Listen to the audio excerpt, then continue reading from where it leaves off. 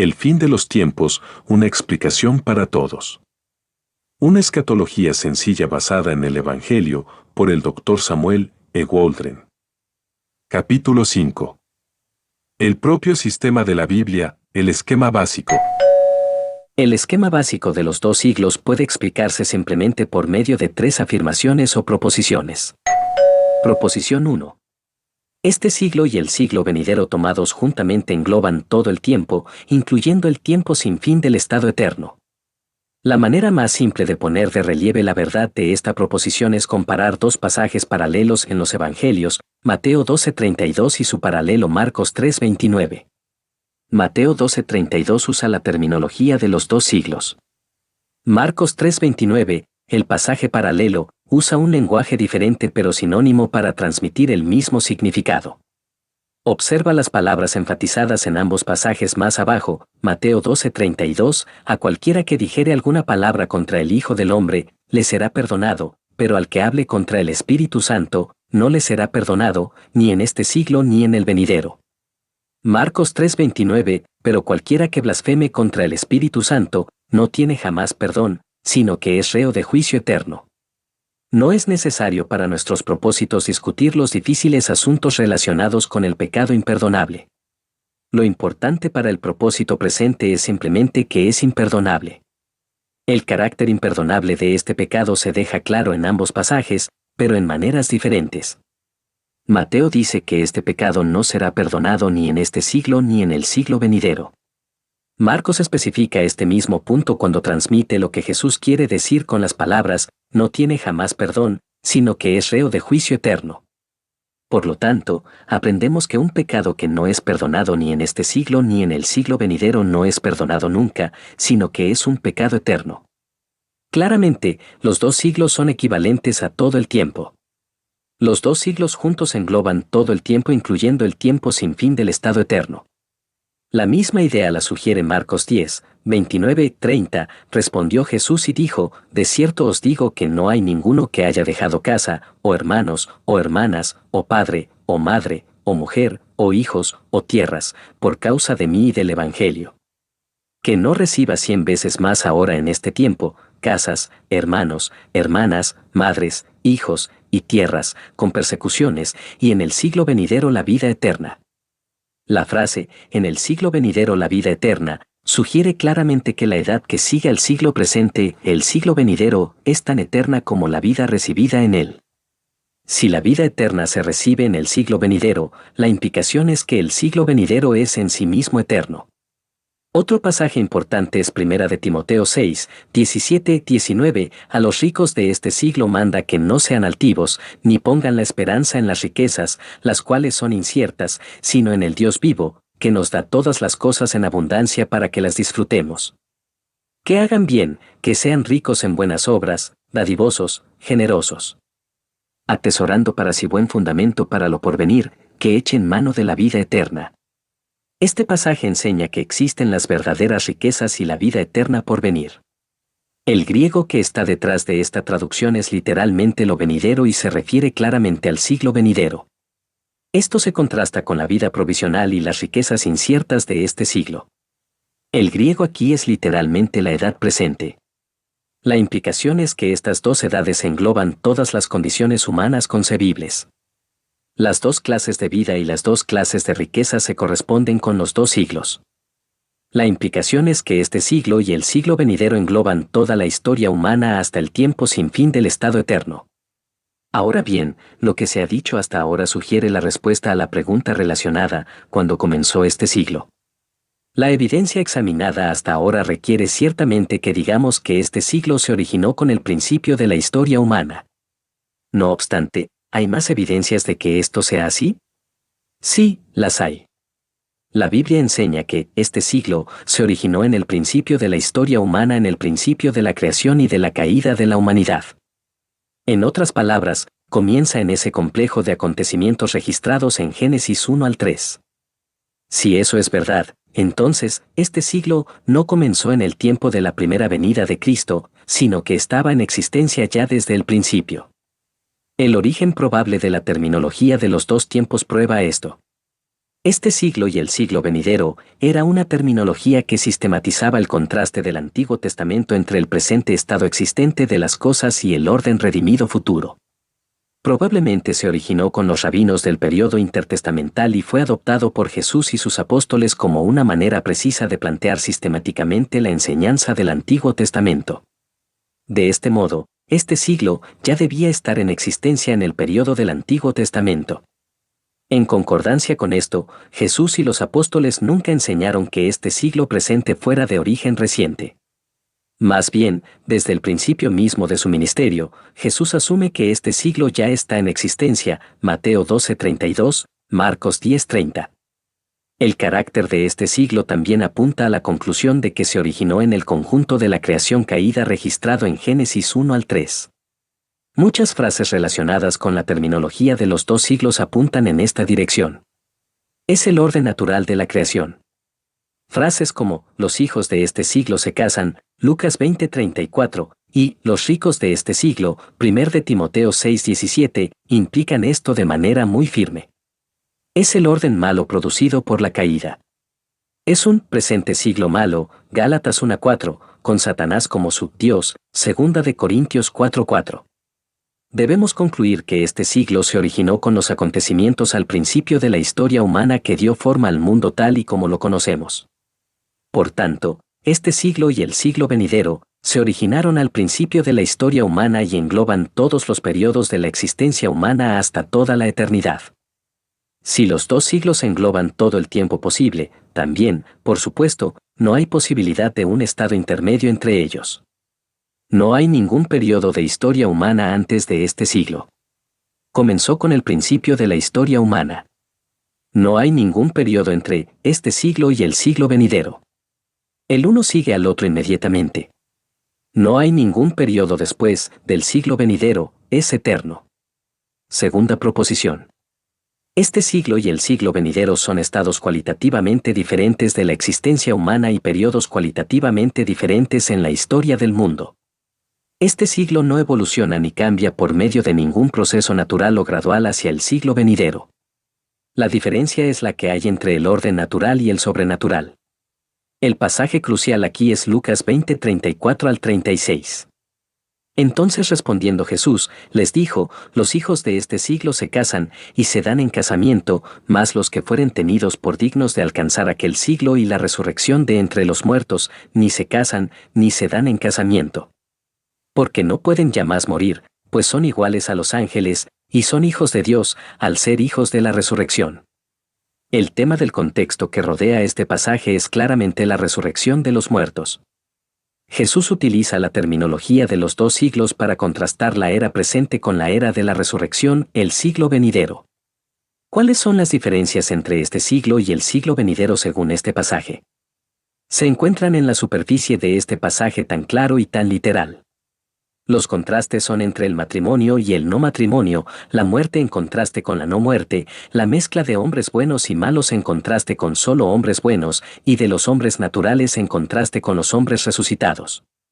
Estos contrastes nos recuerdan muy claramente los conceptos paralelos que se encuentran en la parábola de la cizaña, Mateo 13:24 al 30 y 36 al 43. En ese pasaje también se encuentra el contraste entre la mezcla del trigo y la cizaña, hombres buenos y malos, en el siglo presente y solo el trigo, hombres buenos, en el siglo venidero. También se encuentra el contraste entre los hombres naturales en el siglo presente y hombres glorificados, resplandeciendo como el sol, en el siglo venidero. Tercera proposición. Este siglo y el siglo venidero están separados por el juicio de los malos y la resurrección de los justos que concluirán este siglo e inaugurarán el siglo venidero. Existe un apoyo masivo para esta proposición en el Nuevo Testamento. A continuación se encuentra una muestra. Primero, Lucas 20:35 enseña que alcanzar aquel siglo es equivalente a alcanzar la resurrección de entre los muertos. La resurrección es la puerta de salida de este siglo y hacia el siglo venidero. Sin embargo, ¿cuándo ocurre la resurrección? Ocurre, según la enseñanza uniforme y repetida del Nuevo Testamento, al regreso de Cristo, 1 de Corintios 15:22, 23, 50 al 55, y 1 de Tesalonicenses 4:16. Segundo, Mateo 13:39 al 43 se refiere, como hemos visto, al mismo acontecimiento que Lucas 20:35. Es claramente una referencia al juicio de los malos y a la resurrección de los justos que ocurre en la segunda venida de Cristo, como el propio Evangelio de Mateo indica, Mateo 24:30, 31 y 25:31. Tercero. En el siglo venidero, nosotros recibimos vida eterna, Mateo 25:31 y 46. Cuarto. Tito 2:11 al 13 claramente implica que la segunda venida consuma este siglo e introduce el siglo venidero en su plenitud. Ese pasaje dice, porque la gracia de Dios se ha manifestado para salvación a todos los hombres, enseñándonos que, renunciando a la impiedad y a los deseos mundanos, vivamos en este siglo sobria, justa y piadosamente, aguardando la esperanza bienaventurada y la manifestación gloriosa de nuestro gran Dios y Salvador Jesucristo. Nuestra esperanza en el siglo presente es la aparición de Cristo. Compara esto con Mateo 28 horas y 20 minutos, enseñándoles que guarden todas las cosas que os he mandado, y aquí yo estoy con vosotros todos los días, hasta el fin del mundo. Aquí Jesús promete estar espiritualmente presente con su pueblo hasta la consumación del siglo, porque en la consumación del siglo Él regresa corporalmente. Aquí es relevante Juan 6:39, y esta es la voluntad del Padre, el que me envió, que de todo lo que me diere, no pierda yo nada, sino que lo resucite en el día postrero. El último día de este siglo es el día de la segunda venida de Cristo, y es el primer día del siglo venidero. Aquí, pues, hay tres verdades claras acerca de este siglo y del siglo venidero. Este siglo y el siglo venidero engloban todo el tiempo, incluyendo el tiempo sin fin del estado eterno. Esto significa que no hay periodo entre ni al lado de este siglo y el siglo venidero. Este siglo y el siglo venidero son cualitativamente estados diferentes de la existencia humana y periodos cualitativamente diferentes en la historia del mundo. Ahí está el contraste más claro entre ellos. Este siglo y el siglo venidero están divididos por el juicio de los malos y por la resurrección de los justos. Estos acontecimientos concluyen este siglo e inauguran el siglo venidero. Estas verdades puras y llanas sugieren tres observaciones prácticas. Se pueden resumir en tres palabras. La primera es sencillez. ¿Qué podía ser más simple que este sistema? Solo 2 edades, no 7, 10, 12, 21 más. No podría haber una escatología más simple. Los cristianos podrían poner a un lado sus suposiciones de que la escatología bíblica es demasiado compleja para ellos. Solo hay 2 edades, una temporal y natural, la otra eterna y sobrenatural, separadas por la segunda venida y la resurrección. Si uno capta esto, sabrá mucho más que la mayoría de los así llamados profesores proféticos de nuestros días. Son los hombres los que hacen difícil la escatología, no Dios. Por supuesto que las dificultades de los detalles aún permanecen. No obstante, el esquema básico de la Biblia no está oscurecido. La Biblia enseña un esquema netamente definido y hasta humillantemente simple. ¿Es esta una de las razones por las que tantas personas lo han pasado por alto? ¿Es el sistema de profecía de la propia Biblia como su enseñanza sobre la salvación? ¿Es solo demasiado simple para los sofisticados? Aquí, en el esquema básico de los 2 siglos hay un sistema integral de profecía. Si se capta este esquema, muchos de los detalles de la profecía bíblica se aclararán de manera extraordinaria. La segunda palabra es similitud. En nuestro estudio de los sistemas de escatología sostenidos por diferentes cristianos durante la historia de la Iglesia, distinguimos varias perspectivas. Todas estas perspectivas se podrían categorizar ya sea como premilenaristas o postmilenaristas en su naturaleza. En otras palabras, se podrían categorizar por la relación del regreso de Cristo con el milenio. Si en una determinada perspectiva se decía que Cristo regresa antes del milenio mencionado en Apocalipsis 20, clasificábamos esa perspectiva como premilenarista. Si en una determinada perspectiva se decía que Cristo regresa después del milenio, clasificábamos esa perspectiva como postmilenaria. En este sentido observábamos que tanto el amilenarismo, paradójicamente, como el postmilenarismo eran postmilenaristas, mientras que el dispensacionalismo y el premilenarismo histórico eran premilenaristas. De este modo, hay básicamente 2 tipos de perspectivas cristianas sobre la relación del regreso de Cristo y el milenio. La pregunta que tenemos ante nosotros ahora es muy simple. ¿A cuál de estas dos clases de escatología es similar el esquema básico? ¿Con cuál de estas dos perspectivas es concordante? La esencia del premilenarismo es, y la acabamos de notar, que hay un reino terrenal de Cristo de 1000 años después de su segunda venida y antes del estado eterno. Según cada forma de premilenarismo, este es y debe ser el significado de Apocalipsis 21 al 10. En cualquier interpretación premilenarista de ese pasaje, hombres no resucitados, impíos habitan el periodo milenario junto con hombres no resucitados justos después del regreso de Cristo. ¿Es esta doctrina bíblica de los dos siglos coherente con esta perspectiva que es esencial para el premilenarismo? No. La doctrina de los dos siglos confronta al premilenarismo con un dilema imposible. ¿Dónde pondrá el premilenarismo al milenio dentro del esquema de los dos siglos? ¿En este siglo o en el siglo venidero? No puede ponerlo en este siglo. ¿Por qué no? Porque según el premilenarismo el milenio ocurre después de la segunda venida de Cristo y este siglo concluye con la segunda venida de Cristo. Sin embargo, tampoco puede ponerlo en el siglo venidero.